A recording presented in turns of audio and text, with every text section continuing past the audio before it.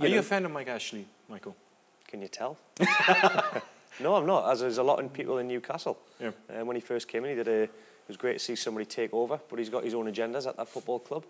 And it's not in the best interest of the fans and the club at this moment in time. It's time to let the club are safe now, sell it and move on and let Rafa, because I believe if Ashley stays next season, we won't see Rafa. I think it's really easy for us to sit here and say that, but, you know, basically, Mike Ashley's put a huge amount of money into that football club. Now, my understanding is that as and when he goes, actually, he will go with a profit. But he has risked a huge amount. He has. There's no two ways about it. So I think he deserves some respect for that. But, you know, he is a money man. You know, he's almost like a gambler with his investments.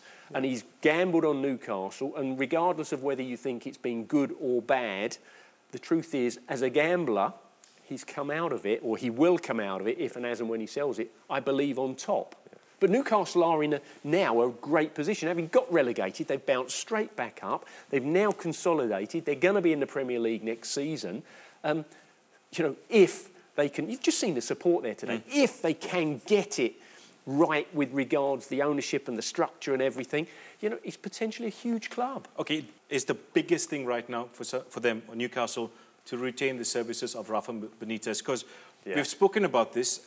Manchester City, yes, have won the title. Pep Guardiola has changed the game and how things are approached with that club. But shouldn't Rafa Benitez be up there or ahead of Pep Guardiola with regards to manager of the season, dealing with things both on and off the pitch? I think what he's had to deal with on and off the pitch, I understand what you're trying to say there, Roshan, but what Pep Guardiola has done this season with Man City in a style of play, yes, he's had the money, but they've still got to win the games, and they've done it in a beautiful way.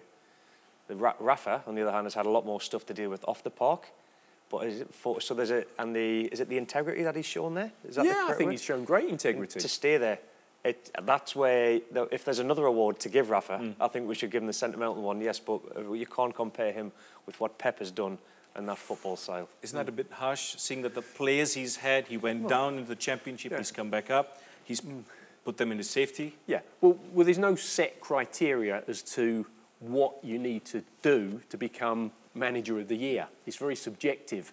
And I would suggest in many ways it is more difficult to be the manager of a side that's struggling, that's fighting relegation, who ultimately, as Newcastle have survived, and the way they've done it as well. You know, that said, you know, once you're Pep Guardiola, where actually you are expected to win the Premier League, end of, you know, that becomes with a whole different set of difficulties and pressures. If they have to hang on to Rafa Benitez... Oh, sorry. Well, there's Dyche as well at Burnley. You could say the job that he's done there. You know, Ginger Mourinho's done an unbelievable job there.